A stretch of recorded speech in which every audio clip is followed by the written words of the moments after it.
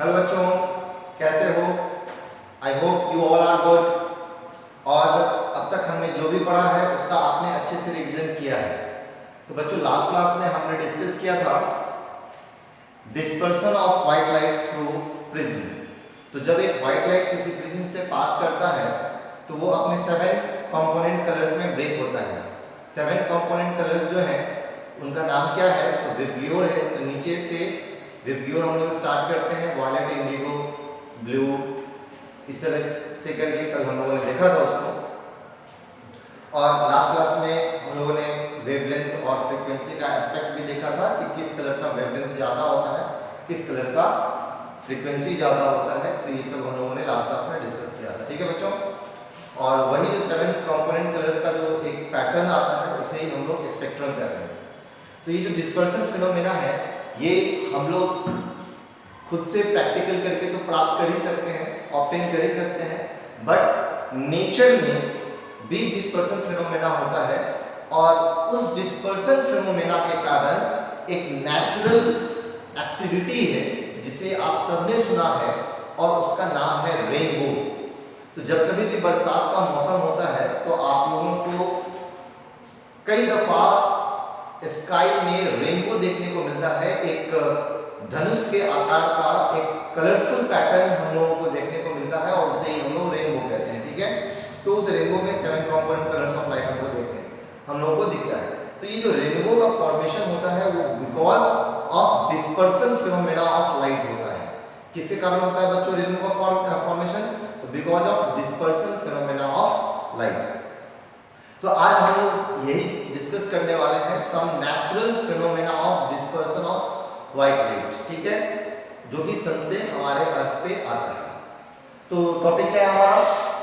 Some natural phenomena of sunlight due to dispersion. तो आज हम लोग सनलाइट का डिस्पर्सन नेचुरल फिनोमेना के अंतर्गत डिस्कस करेंगे।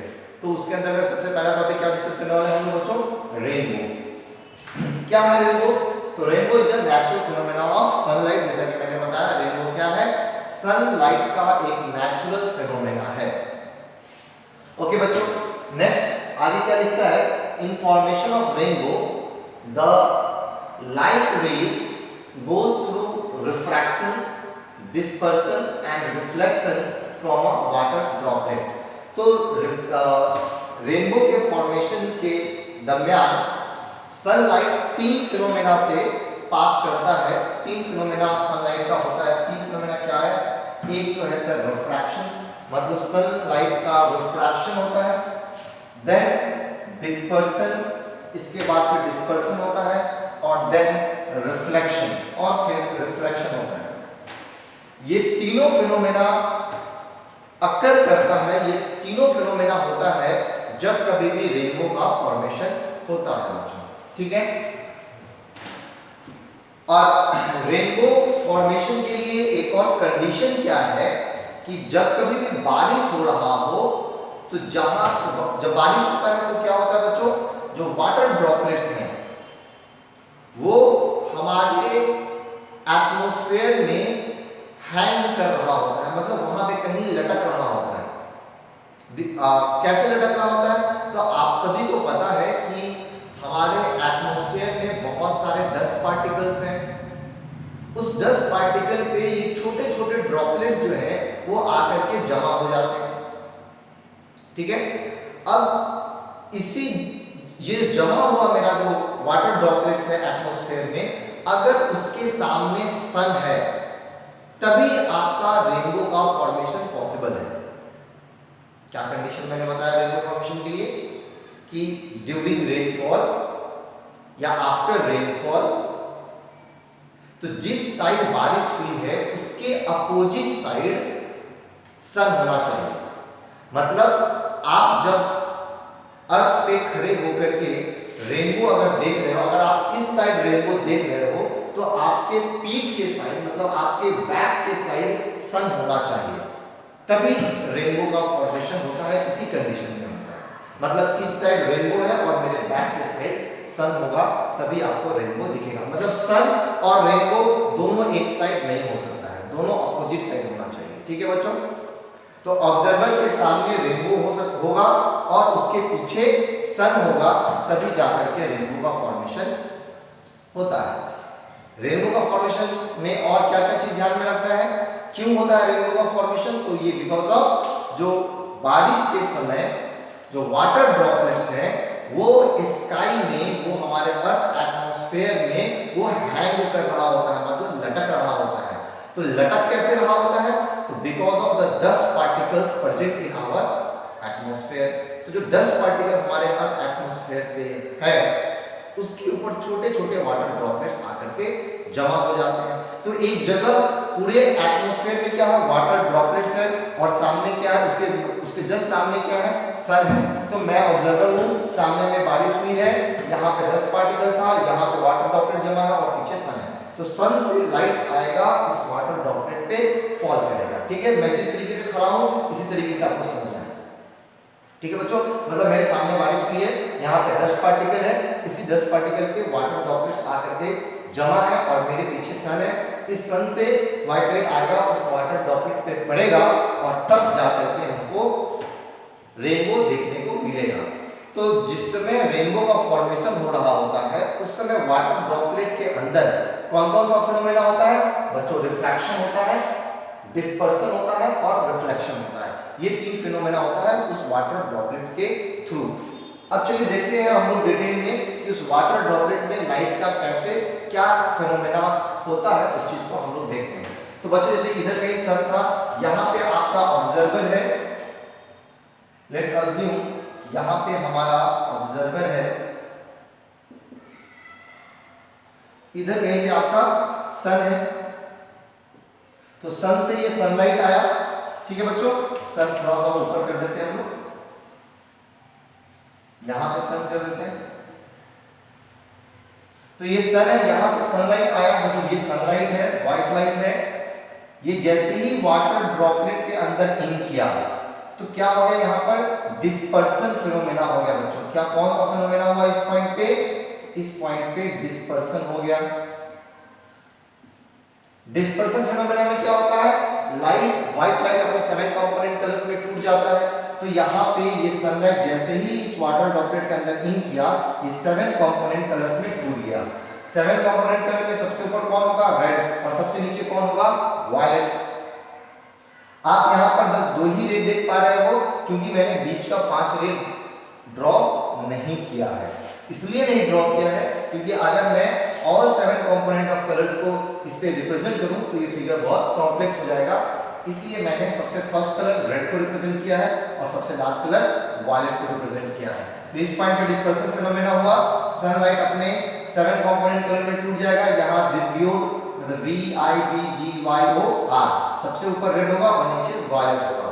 अब ये सनलाइट वाटर ड्रॉपलेट के अंदर जा रहा है, वाटर ड्रॉपलेट के अंदर गया और ये जो इंटरफेस है, ये जो सरफेस है, अब यहाँ पे हो रहा है क्या बच्चों, TIR, total internal reflection.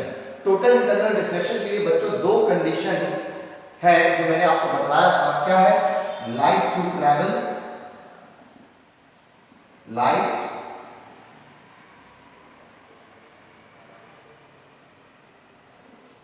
should travel from denser to rare medium। तो हम लोग चेक करते हैं क्या डेंसर से रेयर वाला है क्या ऐसा कंडीशन। तो ये वाटर ड्रॉपलेट और इधर एयर है। तो वाटर ड्रॉपलेट आपका जो है, वाटर जो है वो डेंसर मीडियम है और एयर आपका रेयर मीडियम है। मतलब ठीक है, पहला कंडीशन फुलफिल हो रहा है, लाइट कहां से कहां ट्रैवल कर रहा है, तो ये डेंसर से रेयर मीडियम में ट्रैवल कर रहा है। दूसरा कंडीशन मैंने बताया था, एंगल ऑफ इंसिडेंस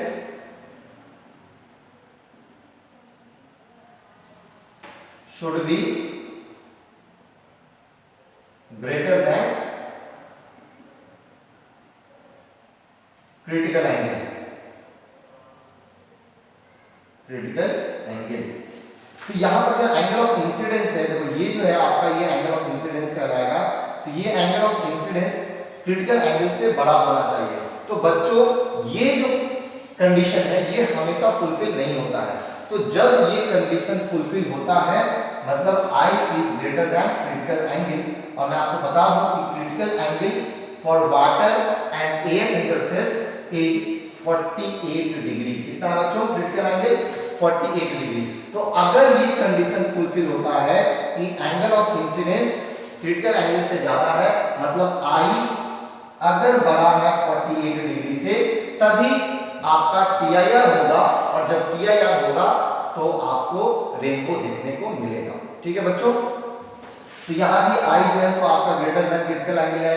यहाँ भी जो एंगल ऑफ इंसिडेंस बन रहा है ये भी आपका क्रिटिकल एंगल से बड़ा है, तो ही TIR होगा। और जब TIR होगा तो यहाँ पर देखो ये इस तरीके से आएगा और ये वायलेट ऊपर आएगा।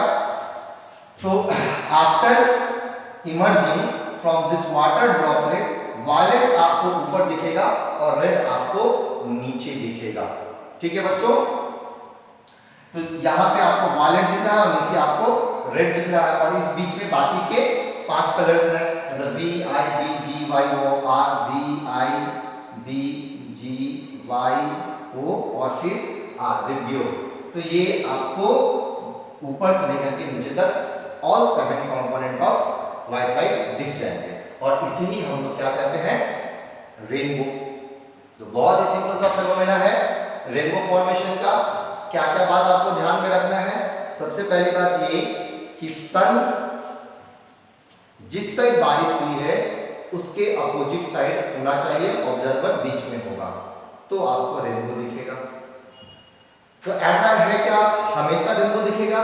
तो नहीं सर, रेनबो तभी दिखेगा जब TIR का दोनों कंडीशन फुलफिल होगा। तो पहला कंडीशन तो हमेशा ही फुलफिल होगा, ये लाइट जैसे ही वाटर ड्रॉपलेट में इन करेगा और फिर बाहर निकलना चाहेगा, तो ये डेंसर से रेयर मीडियम में जाने का कोशिश कर रहा है, तो ये तो कंडीशन हमेशा फुलफिल हो जाएगा कि light should travel from denser to rare medium, ये कंडीशन फुलफिल हो जाता है।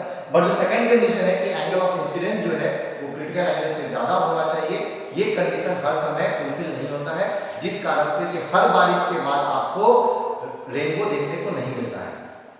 उसी बारिश के बाद आपको रेनबो देखने को मिलेगा जिस समय सेकंड कंडीशन जो है वो आपका फुलफिल होता है, सेकंड कंडीशन ऑफ TIR आपका फुलफिल होता है, जो कि क्या है? Angle of incidence greater than critical angle. और क्रिटिकल एंगल वाटर ड्रॉपलेट और एयर इंटरफेस के लिए कितना है? वो 48 डिग्री है। तो अगर यहाँ पर एंगल ऑफ इंसिडेंस 48 डिग्री से ज्यादा होता है तभी रेनबो का फॉर्मेशन हो पाता है। तो इस तरीके से कुछ बारिश के बाद आपको रेनबो देखने को मिलता है और कुछ बारिश के बाद रेनबो देखने को नहीं मिलता है। तो ये कंडीशन हो गया रेनबो फॉर्मेशन का बच्चों। ठीक है, ओके। अच्छा, मैं कह रहा था कि 3 फिनोमेना, रिफ्रैक्शन, डिस्पर्सन और रिफ्लेक्शन। तो रिफ्रैक्शन इस जगह पे क्या हो रहा है? रिफ्रैक्शन हो रहा है। यहां पे क्या हो गया? डिस्पर्सन हो गया। और यहां पर क्या हो गया?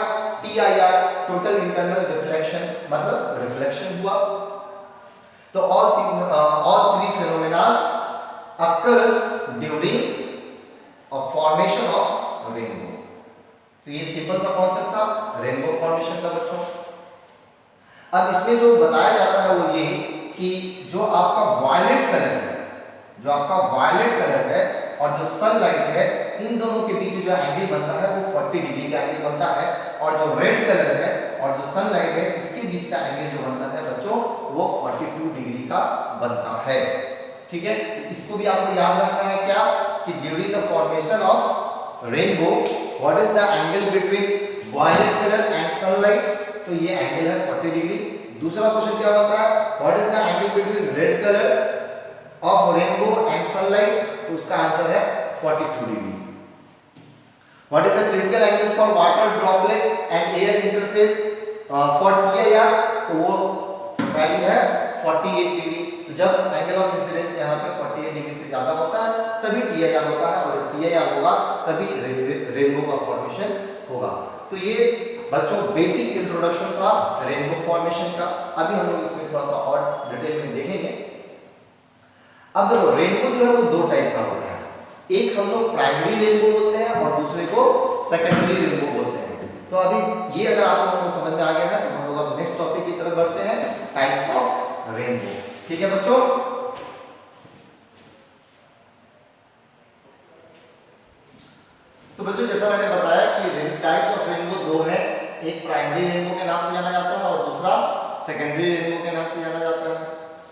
टाइप के रेनबो हैं, एक प्राइमरी रेनबो और दूसरा सेकेंडरी रेनबो।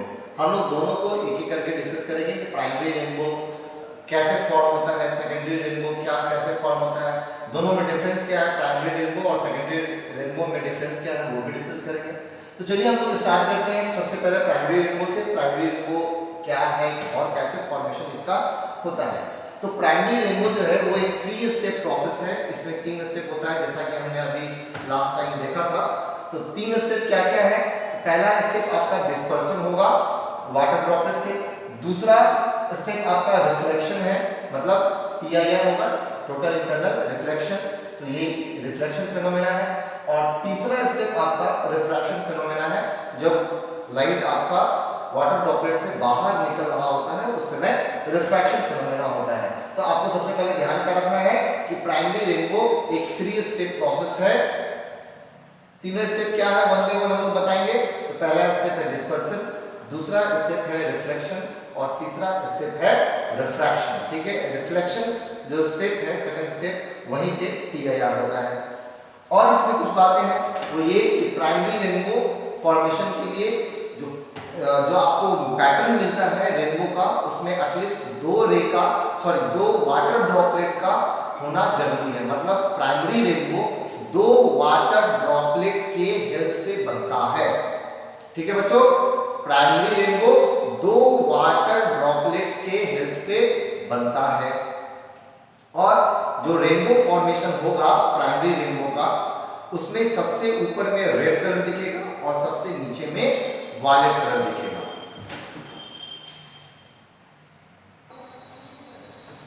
बच्चों ये है हमारा प्राइमरी रेनबो का कंप्लीट रे डायग्राम।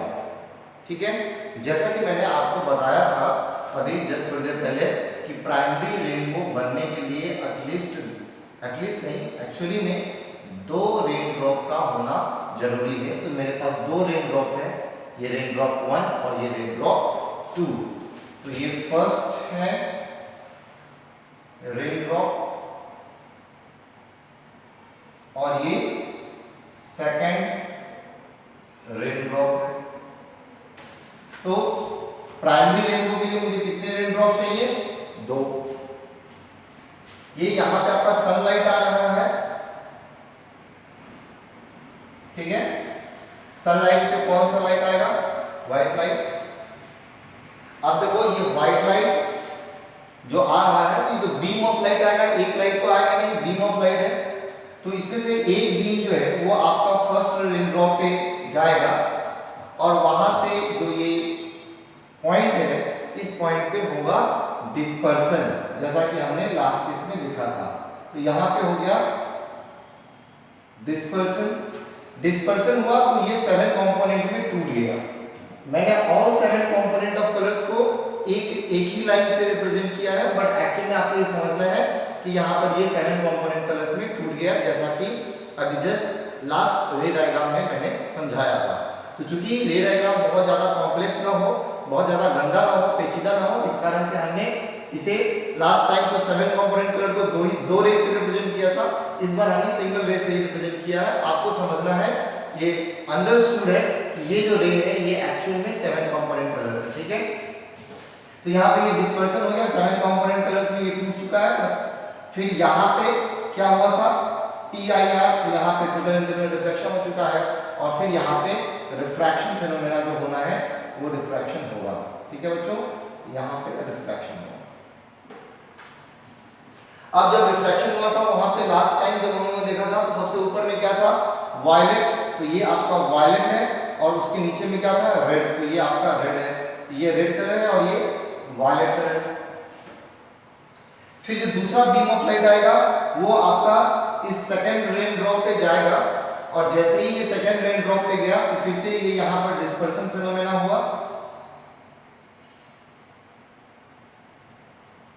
और ये 7 कंपोनेंट कलर में टूटेगा। यहाँ पे आपको अगेन एक ही रे से रिप्रेजेंट किया गया, बट आपको अपने आप में समझना है कि ये एक रे नहीं है, यहाँ पे कितने रेज हैं? 7 कंपोनेंट कलर्स ऑफ लाइट में 7 रेज हैं। ठीक है, अब देखो यहाँ पे फिर क्या होगा आपका? TIR और फिर यहाँ पे क्या होगा बच्चों? रिफ्रैक्शन। फिर यहाँ पे रिफ्रैक्शन होगा तो ऊपर में क्या होगा? वायलेट और नीचे में क्या होगा? रेड। तो टॉप में वायलेट है यहाँ पे और बॉटम में रेड है। तो ये तो नेचुरली जब सनलाइट आपका किसी वाटर ड्रॉपलेट में इन करता है और रेनबो का फॉर्मेशन करता है तो वो एक्चुअल में होगा। बट अब रेनबो हमें प्राइमरी के तौर पे दिखेगा या सेकेंडरी के तौर पे दिखेगा, ये डिपेंड करता है सन के पोजीशन पे, सन किस जगह पे है और ऑब्जर्वर किस जगह पे है, इस पर डिपेंड करता है कि जो रेनबो हम लोगों को दिखेगा वो प्राइमरी रेनबो होगा या सेकेंडरी रेनबो होगा। तो प्राइमरी रेनबो जब बनता है तो उस टाइम सन का जो पोजीशन होता है वो वाटर, ये सन है हमारा, वो रेनबो जिस जगह पे भी बन रहा है उससे ऊपर होगा, सन का पोजीशन हाई होगा और जो रेनबो का पोजीशन है वो लो होगा और हम तो हॉरिजॉन्टल ग्राउंड पे रहेंगे ही रहेंगे। ठीक है बच्चों, तो ये कंडीशन है प्राइमरी रेनबो देखने का, इस बात का आप ध्यान रखना। जनरली लोगों को कंफ्यूजन होता है कि सर प्राइमरी रेनबो कब दिखेगा या सेकेंडरी रेनबो कब दिखेगा, तो ये मैं आपको अभी क्लियर कर दे रहा हूँ। ठीक है, तो सन जब आपका रेनबो से हाई पोजीशन पे है, मतलब सन का जो हाइट है वो बहुत ऊपर है, मतलब कहने का है कि वो 2 बज रहा होगा, 3 बज रहा होगा, ऐसे मतलब सनसेट का टाइम नहीं होगा, वो दोपहर का टाइम होगा, नून का टाइम होगा, तब जो रेनबो बन रहा है वो प्राइमरी रेनबो बन रहा है। इस बात का ध्यान रखना है आपको। तो सन का हाइट ज्यादा है, ऊपर से पैरेलल रेज आए सन से, ये आपके वाटर ड्रॉपलेट्स पे पड़ेगा और इस तरीके से यहाँ पे डिस्पर्सन हो चुका है, यहाँ पे टीयर हुआ, यहाँ पे रिफ्लेक्शन हुआ, ऊपर में वायलेट है, नीचे में रेड है। फिर जो सेकंड बीम आया, सेकंड रेन ड्रॉप पे पड़ा, वहां पे फिर यहाँ पे डिस्पर्सन हुआ, यहाँ पे टीयर हुआ और यहाँ पे रिफ्रैक्शन हुआ है। ठीक है बच्चों, फिर यहाँ पे रिफ्रैक्शन होने के बाद ऊपर में आपका वायलेट है और नीचे में आपका रेड है। तो अब जो ऑब्जर्वर का पोजीशन है, तो ऑब्जर्वर को तो वही दिखेगा जो उसके आईज पे लाइट फॉल करेगा। तो ये जो ऑब्जर्वर है, यहाँ जो इंसान खड़ा है उसका पोजीशन कुछ इस तरीके से है कि फर्स्ट रेन ड्रॉप से रेड कलर ऑफ लाइट इसके आंख पे फॉल करेगा और सेकेंड रेन ड्रॉप से वायलेट कलर इसके आंख पे फॉल करेगा। ठीक है बच्चों, इस बात का आपको ध्यान रखना है। मतलब प्राइमरी रेनबो में टॉप पे क्या दिखेगा, रेड, और बॉटम में क्या दिखेगा, वायलेट। तो इस बात का आपको ध्यान रखना है। तो रेनबो कैसा दिखेगा ये डिपेंड करता है सन के पोजीशन पे और ऑब्जर्वर के पोजीशन पे। सन हाई अल्टीट्यूड पे है, बहुत ऊंचाई पे है, ऑब्जर्वर अपने जगह पे है, तब आपको प्राइमरी रेनबो दिख सकता है और प्राइमरी रेनबो में ऊपर में रेड दिखेगा, नीचे में वायलेट दिखेगा। प्राइमरी रेनबो के लिए एटलीस्ट नहीं, मतलब कितने वाटर ड्रॉपलेट्स का जरूरत पड़ता है प्राइमरी रेनबो बनने के लिए, 2। पहला रेन ड्रॉप से जो लाइट रिफ्लेक्ट होकर, जो लाइट आएगा इसमें रिफ्लेक्ट होकर के डिस्पर्स होकर के उसमें रेड होगा और सेकंड रेन ड्रॉप से जो लाइट आएगा डिस्पर्स और टीआईआर होकर के वो वायलेट होगा। तो प्राइमरी में ऊपर में क्या दिखेगा, रेड, और नीचे में वायलेट। तो यही बात लिखा है, it is formed by the combination of 2 droplets.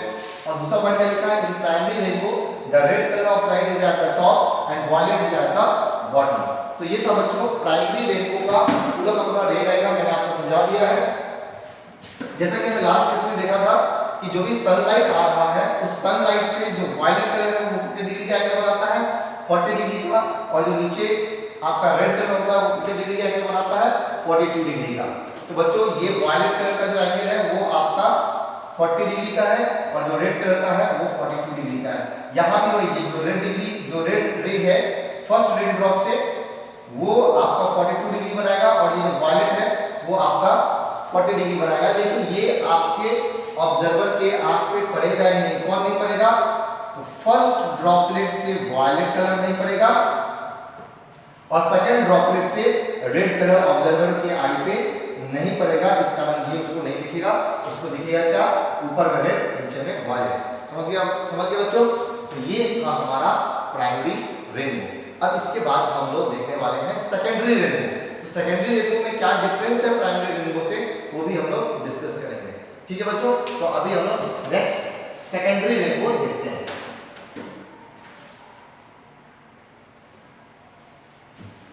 तो ये है बच्चों हमारा सेकेंडरी रेनबो का डिटेल।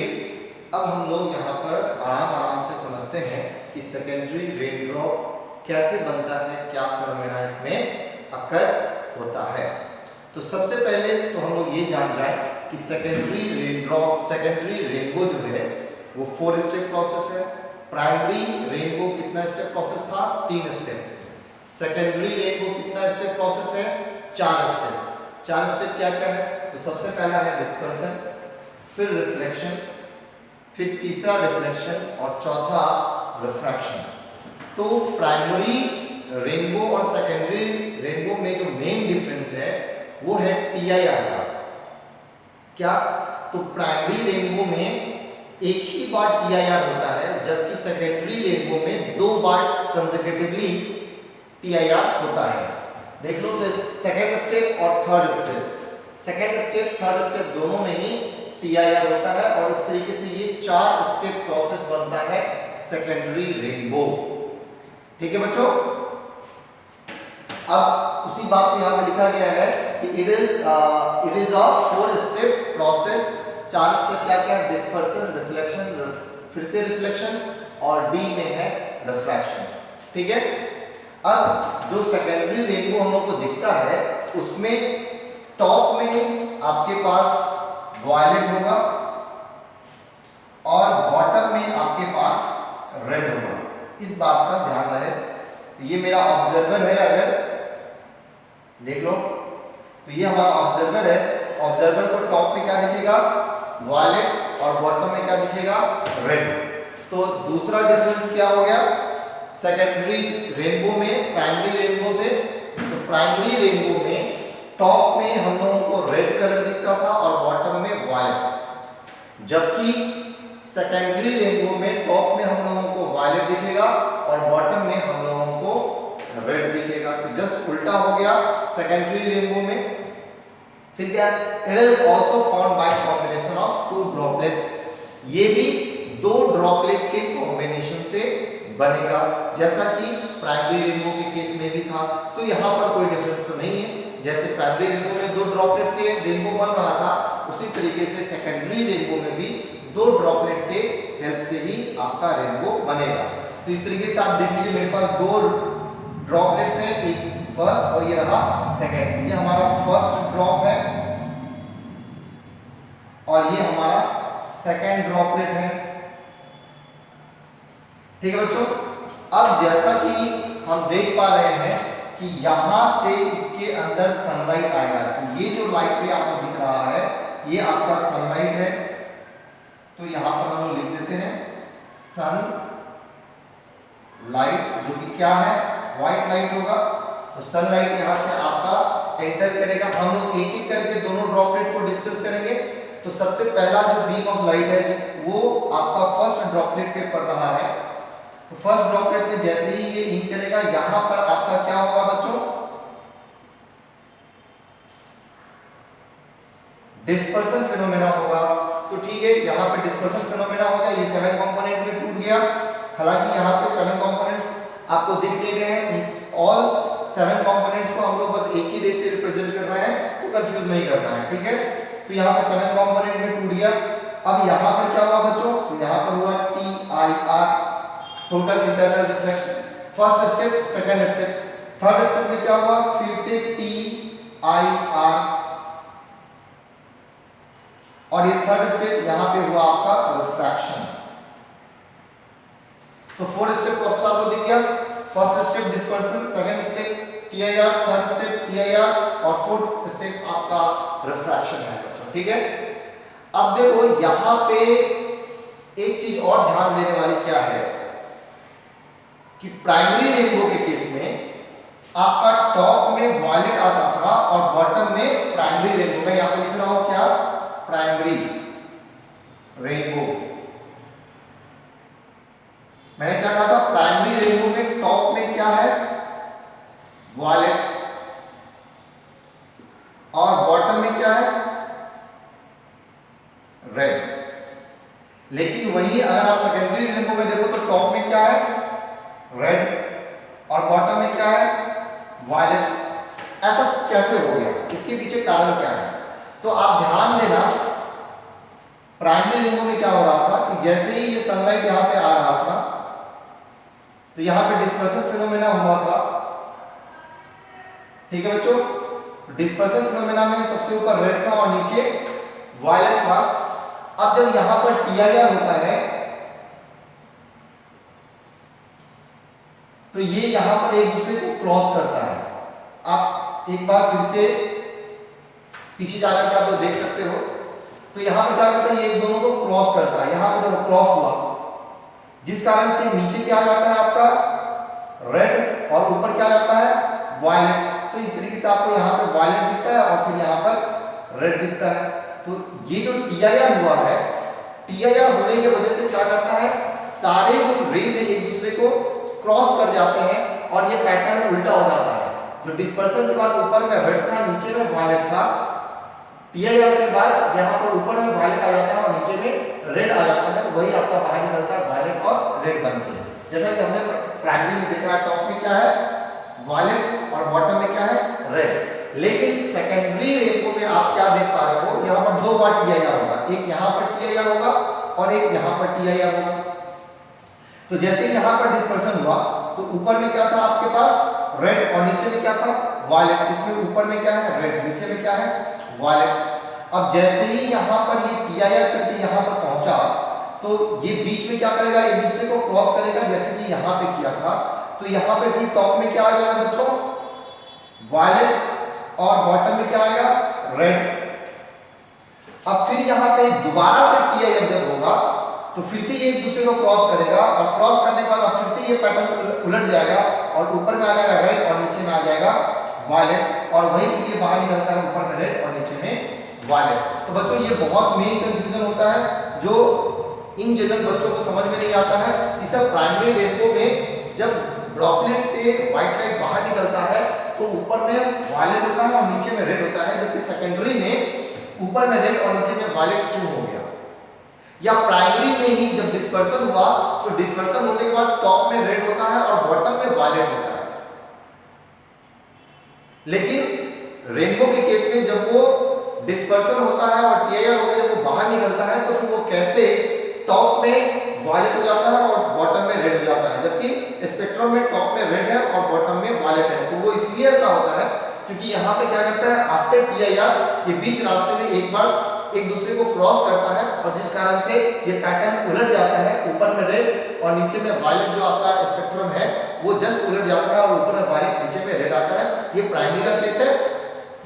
ये सेकेंडरी रेनबो का केस है। इसमें दो बार टीआईआर हुआ, मतलब दो बार ये एक दूसरे को क्रॉस किया। तो पहले जो रेड और वायलेट था वो पलट के हो गया वायलेट और रेड, फिर से टीआईआर हुआ तो फिर से एक दूसरे